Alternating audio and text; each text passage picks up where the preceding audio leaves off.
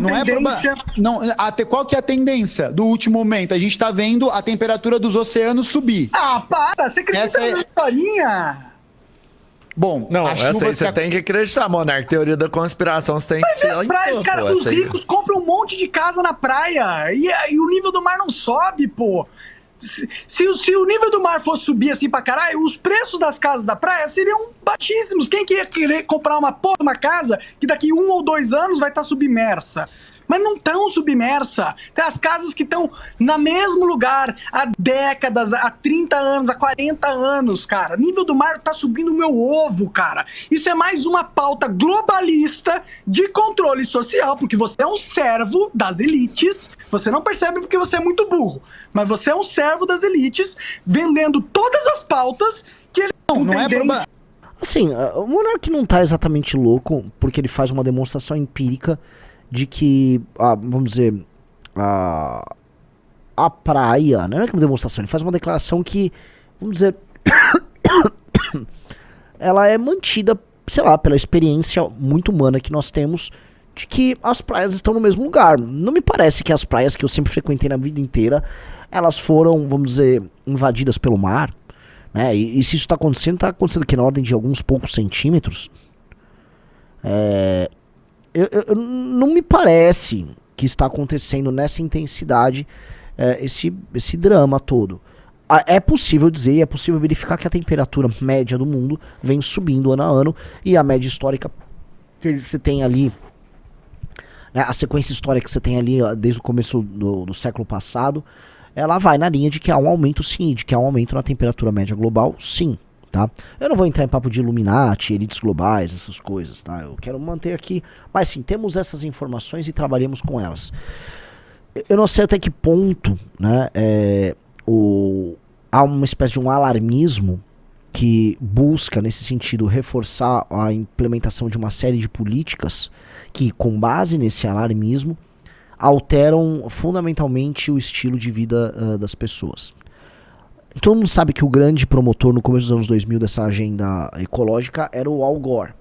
Quem lembra do Al Gore? Ele soltou aquele filme Fahrenheit, não sei o quê, e ele dizia que até o meio dos anos 2010, 2016, haveria um grande colapso, né, que vamos dizer, as calotas iam derreter e ia ter um efeito meio que cascata. Por quê?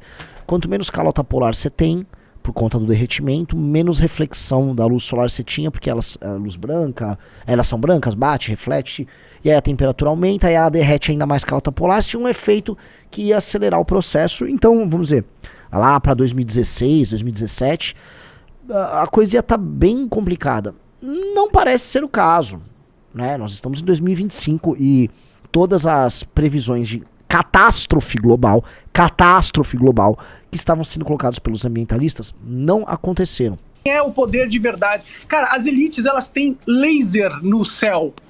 Entendeu? Se as elites quiserem, eles apertam um botão, um raio laser cai na tua casa e te incinera. Não, isso aí não tem não, mano. Sério? É claro, Por cara. isso que eles estão pondo aqui a parada azul em cima das casas? É isso, exatamente, no Havaí e na Califórnia. Não, é sério, pô. Tem um Fica dando essas ideias pro Robertinho. Não, Monark. é verdade, pô. Fica Eu vi um dando monte essas de ideias casa pro azul, Robertinho, mano. vai fuder com o Robertinho, velho. Não, é cara, sério, Monark. Eu vi essas paradas aí. É sério isso, pensa. Se você consegue colocar um reator nuclear num submarino ao ponto dele nunca mais ter que voltar pra Terra, tipo, ou seja, é praticamente energia infinita. Se você A pega China um reator... já tem energia infinita, eu boto fé. Só que então, eles não mas entregaram ainda. Não sei. Mas se você pega um reator nuclear, joga pro espaço e coloca um laser de alta potência nessa porra, entendeu? Você tem uma arma espacial que é o poder de verdade. O Monark, ele tá pegando uma teoria que existe na direita americana de que as elites, elas atiram laser do céu. Sim, eu já ouvi essa teoria. E que pra você sobreviver ao laser que vem do céu, você tinha que botar o telhado azul da sua casa. Vocês já ouviram falar dessa teoria? Nunca ouvi falar. Põe, sei lá, Blue Roof Laser no Google ou no Twitter, você vai começar a encontrar. Tipo, eles mostram, assim, em alguns lugares teve uns incêndios. E aí o único lugar que sobrevive é uma casa que tem telhado azul. E sim, a galera está acreditando nisso. Muita gente nos Estados Unidos. É uma teoria da conspiração que foi se tornando comum nos Estados Unidos. Realmente do laser azul, do laser sendo atirado e a casa com o telhado azul sobrevivendo. Eu também propriedade privada, caralho. Monark, o que acontece é que a propriedade privada, ela é como uma criação histórica. Se ela também foi criada, ela também pode ser para de falar destruída. merda, cara. Pelo amor de Deus. A propriedade privada é um direito que a elite nos deu, entendeu?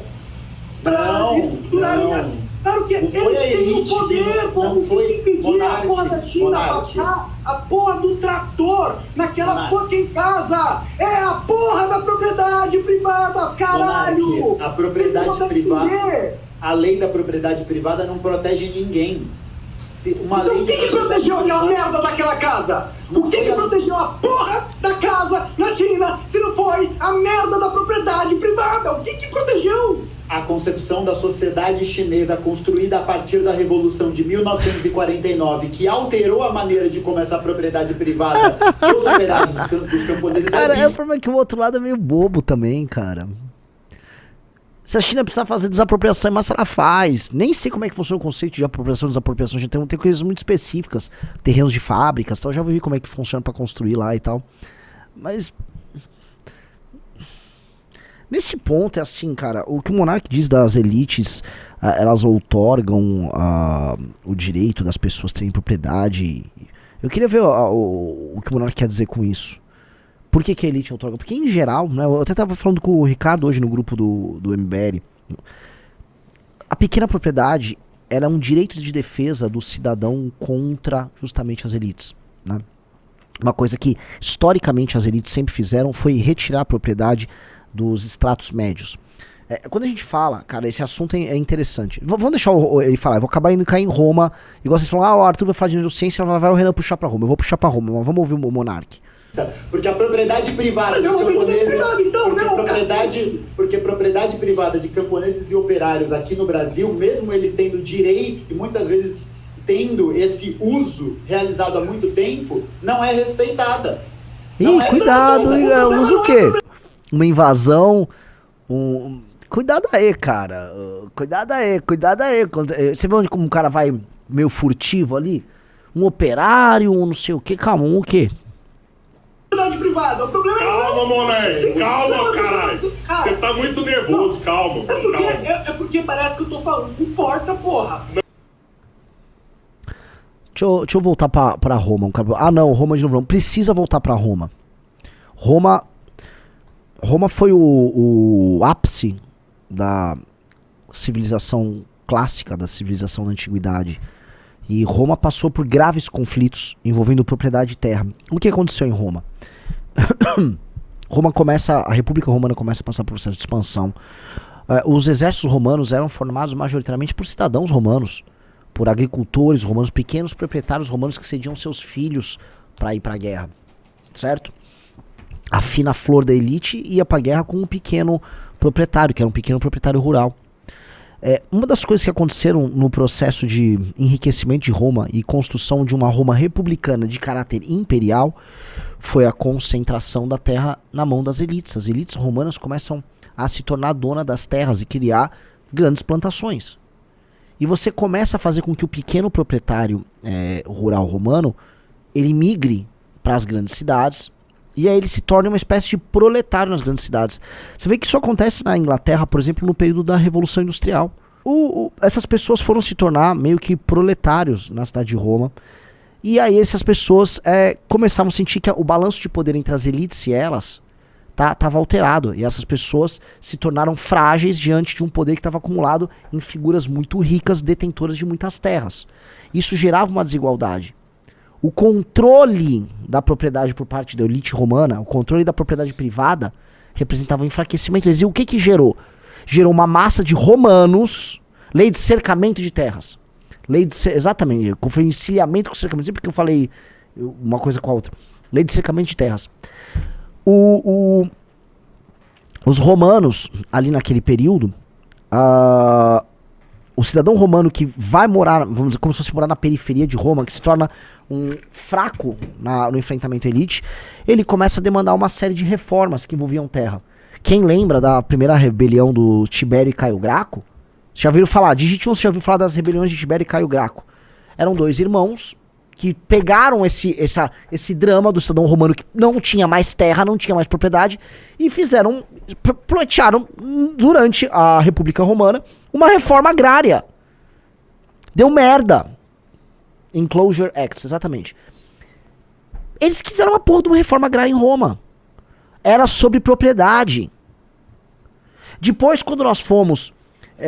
A briga vai avançando, aí você tem os políticos populistas, Mário, que falava pra essa base, César, que falava pra essa base, era sobre tentar resolver este balanço de poder. Entendeu? E é sobre isso. Você corrige o balanço de poder com a população, com o seu cidadão, com seus homens livres, através da propriedade. Nada torna um homem mais livre do que a propriedade de uma terra. Nada gera mais vínculo entre ele e a nação do que a propriedade de uma terra.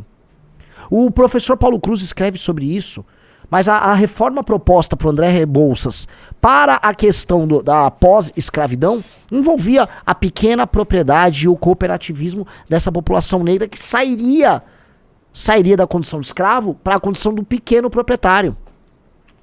Tal qual o imigrante europeu que veio para cá, especialmente os que foram para o sul, eles estabeleceram pequenas propriedades e o associativismo e o cooperativismo e cresceram com base nisso. E você vê que a noção do homem livre, dono da pequena propriedade, como ela é poderosa. O homem livre, dono da pequena propriedade, se torna poderoso. Então, a propriedade é fundamental para resolver esse balanço de poder entre o homem livre e as elites. Então, eu não sei onde o monarca queria ir nisso, mas esse aí é um assunto bem interessante. Satélites, eles possuem cidades subterrâneas, eles possuem tecnologias que a gente não conhece ainda, entendeu? Tipo, eles... Não, peraí, só pra eu entender. Como assim cidades subterrâneas? Cidades subterrâneas. Como assim cidades subterrâneas? Tá me falando que existe uma elite global que mora embaixo da Terra? Existem cidades enormes, Atlantis, complexos enormes, subterrâneos. Não, em Tipo todo um mundo bunker gigante. complexos. Existem bunkers. Cara, os Estados Unidos Gigante, tem bunker, e tem imagens de caminhões entrando em montanhas. Isso é real, pô. Vocês vivem no mundo da Barbie, cacete. Esse mundo é muito maior do que vocês imaginam. O que tá rolando, Riso, é que o monarca foi pros Estados Unidos, não sei se ele já tava assim antes, mas ele tá absorvendo todas as teorias conspiratórias americanas. Sim. Que, enfim, aquele cara, também esqueci o nome, aquele cara daquele site maluco, o do sapo gay, esqueci o nome dele, o Alex Jones. Ele tá absorvendo todas as teorias conspiratórias americanas e meio que tá indo pra caralho, assim, né? Na China a partir dos anos 70, que colocou novas condições, mas hoje a China participa da cadeia mundial imperialista como um grande comprador de commodities, como um grande comprador de estruturas estratégicas, como é aqui no Brasil. Qual que é o nome disso, Monark? O nome disso é imperialismo. O nome disso é imperialismo. O nome disso globalismo. Listas na China a partir dos anos 70. Gente, o fato do Gaiofato do monarca, o Gaiofato é um comunista. O fato da gente ficar vendo aqui no Brasil, é que ainda tem em alguns poucos lugares do mundo, mas comunistas participando do debate das redes sociais é porque os debates das redes sociais não servem pra nada. A partir do momento que pessoas que têm posições políticas que elas são inviáveis ou morreram em outros lugares, mas elas são espetaculosas e barulhentas e a gente fica discutindo isso, tipo, sei lá, ANCAP versus Comuna, é meio que assim, isso explica muita coisa do nosso problema, porque veja, o brasileiro gosta hoje de falar de política, é um dos países em que temas políticos mais viralizam em redes. O brasileiro, a classe média brasileira consome muito conteúdo de política, mas consome enquanto espetáculo. Isso é consumido como espetáculo. E isso explica porque ele consome isso, mas no fim termina votando no centrão, quem administra essa máquina. Ou seja, gasta-se muita energia cívica das pessoas com nada.